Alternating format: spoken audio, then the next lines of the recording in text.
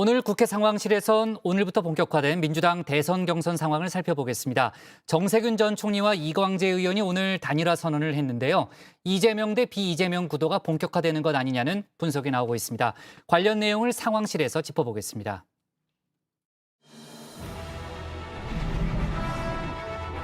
해동육룡이 나르샤 일마다 천복이시니 고성이 동부하시니. 네, 훈민정음으로 쓴 최초의 책이죠. 용비어천가 일장의 첫 대목입니다. 조선 건국의 정당성을 주장하기 위해서 세종대왕 때 지어졌는데요. 오늘 주목할 대목은 바로 이 6마리의 용이 하늘로 날아오른다는 내용입니다. 더불어민주당 대선 예비 경선에서도 6명의 주자만이 본선 티켓을 거머쥐게 되는데요. 지금 거론되는 민주당 대선 주자는 모두 이렇게 9명입니다. 이 중에 3명은 떨어진다는 겁니다. 이재명, 이낙연, 김두관 이 3사람은 아직 출마 선언을 하지 않았고요. 정세균, 추미애, 박용진, 이광재, 최문순, 양승조 이 6사람은 출마를 선언하고 본격 행보에 나섰습니다. 후보 등록 첫날인 오늘 처음 등록한 사람은 바로 이 사람이었는데요. 컷오프를 꼭 통과해서 육룡 중에 하나가 되겠다 각오를 밝혔습니다. 이게 이제 여야를 포함해서 처음 등록을 하는 것이고 이 등록을 함으로써 이제 공식적으로 20대 대선이 시작되는 것이니까 제가 그 영광을 누리고 싶어서 첫 번째로 등록하게 됐습니다. 네, 이번 주가 여야 유력 주자들이 본격적으로 등판하는 대선 슈퍼위크죠. 윤석열 전 총장은 내일 그리고 이재명 지사는 7월 1일에 각각 출마를 선언합니다. 다정회 필수 시청 주간이기도 한데요. 민주당은 본격 경선 일정이 오늘 시작이 됐습니다. 오늘부터 사흘 동안 후보 등록일이고요. 여론조사와 당원조사를 50대 50으로 반영한 이 예비 경선 컷오프를 통해서 7월 11일에 본경선 후보자 6명을 발표합니다. 본경선에서는 과반 득표를 넘기는 후보가 없으면 결선 투표를 하게 되는데요. 이번에 새롭게 도입이 됐습니다. 출발도 하기 전에 흥행이 우려됐던 대선 경선 일정에서 역동성을 가져올지가 주목입니다. 흥행의 측면에서 오늘 후보 등록을 시작으로 9월 10일까지 74일간의 대장정이 시작됩니다.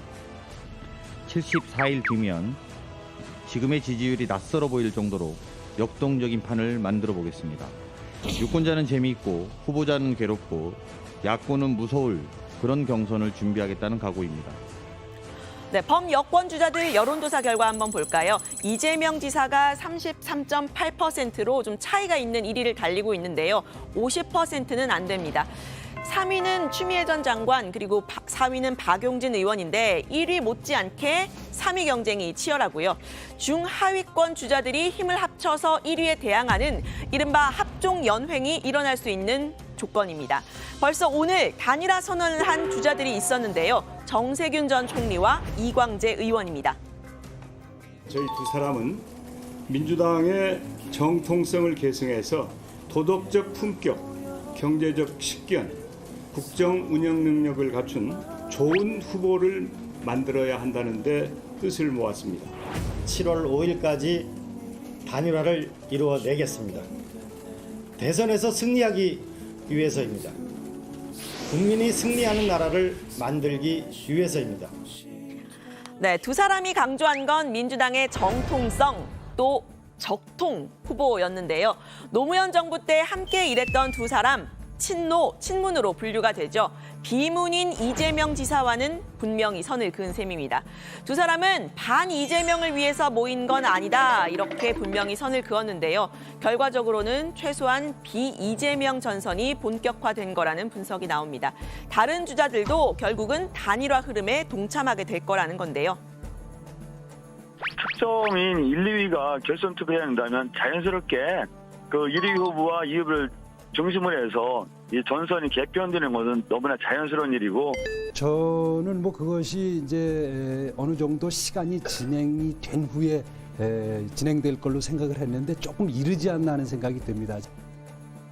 네, 앞서 경선 연기론을 놓고서도 이재명 대 비이재명의 구도가 불거졌었죠. 이 지사의 기본소득을 놓고서도 또 개헌론을 놓고서도 주자들의 의견은 엇갈립니다. 갈등의 불씨가 살아있는 셈입니다. 이재명 지사는 단일화에 대해서 직접 입장을 내놓지는 않았는데요. 다만 이 지사 측의 한 의원은 다른 주자들이 대안임을 보여주지 않으면 이 반 이재명 연대는 의미가 없다 이렇게 말했는데요. 본선 경쟁력 확보에 집중하겠다는 뜻으로 보입니다. 이 지사의 숙제, 당내 주류 세력과 화합하는 거죠. 대선 경선 이후를 고려해서 다른 주자들을 자극하지 않겠다는 판단도 깔렸습니다.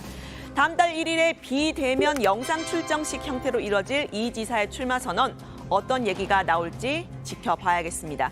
이번에는 부동산 이야기로 가보려고 하는데요. 청와대 김기표 반부패 비서관의 부동산 투기 의혹이 불거지면서 여권에 또다시 악재가 되고 있죠. 김 비서관은 이틀 만에 사의를 표명했습니다. 여기에 민주당 송영길 대표가 역할을 했다고 하죠. 주말 사이에 다양한 당청 간의 채널을 활용해서 국민 눈높이에 맞지가 않는다, 거취 정리가 필요하다 건의를 했다고 합니다. 송영길 대표가 청와대에 우려를 전달을 했다고 하던데 맞습니까? 저도 뭐 개인적으로 확인한 건 아니지만 언론 보도를 보니까 네. 김영호 비서실장을 통해서 우려를 전달한 거로 보입니다. 또 그게 당내에서도 좀 공감대는 있었던 부분이 있던 것 같고요. 네, 송 대표 앞서 내로남불 프레임 탈출을 위해서 이 부동산 투기 의혹이 제기됐던 12명의 의원에게 탈당 권유라는 극약 처방을 내렸었죠. 애써 취했던 그 당의 자정 노력이 청와대 때문에 숲으로 돌아갈까 봐 걱정을 한 겁니다. 국민들이 우리 민주당이 지금까지 보여줬던 내로남불과 부동산 문제에 대한 불신을 해소하기 위한 불가피한 조치였다는 말씀을 드리겠습니다. 네, 하지만 권익위가 지목한 12명의 의원들 중에는 여전히 탈당을 거부하고 있는 5명의 의원들이 있습니다.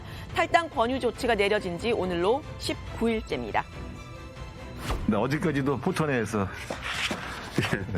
불법 나왔습니다. 농지법 위반. 예. 뭐 언론에서도 대표적으로 억울한 케이스가 하는데 문제는 지금 당에서는 이제 탈당 혹은 출당하고 있잖아요. 그러면 의원님은 스스로 탈당계를 제출하지는 않으실 거 아닌가, 그죠?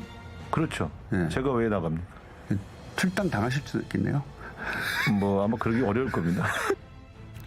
네, 당내에서는 또다시 송 대표에게 결단의 시기가 왔다 이런 이야기가 나오는데요. 일각에서는 당원 당규상 비상징계권을 통한 강제 탈당 방안도 거론되고 있다고 합니다. 최대한 설득을 해보고 안 될 경우에는 징계 절차를 밟는다는 건데요. 당 내부에 대한 강력한 조치로 동력을 얻은 민주당, 국민의힘의 부동산 전수조사를 강하게 압박하기도 했었죠. 탈당을 거부하는 의원들을 언제까지 두고 볼 수는 없다 이런 의견들이 나오고 있습니다. 정말 제1야당이 해도 너무하는 거 아닌가 이렇게 생각이 됩니다. 차라리 전수조사 받기 싫다, 결과가 두려워서 못 받겠다 이렇게 솔직히 말하는 게 어떻겠습니까? 네, 국민의힘이 남은 자료를 제출하면서 권익위는 오늘부터 국민의힘 의원들 부동산 전수조사에 착수를 하겠다고 했습니다. 이 결과에 따라서 정치권에 미칠 파장도 지켜보도록 하고요. 민주당 대선 주자들의 단일화가 가져올 영향 역시 앞으로 류정화의 국회 상황실에서 전해드리겠습니다.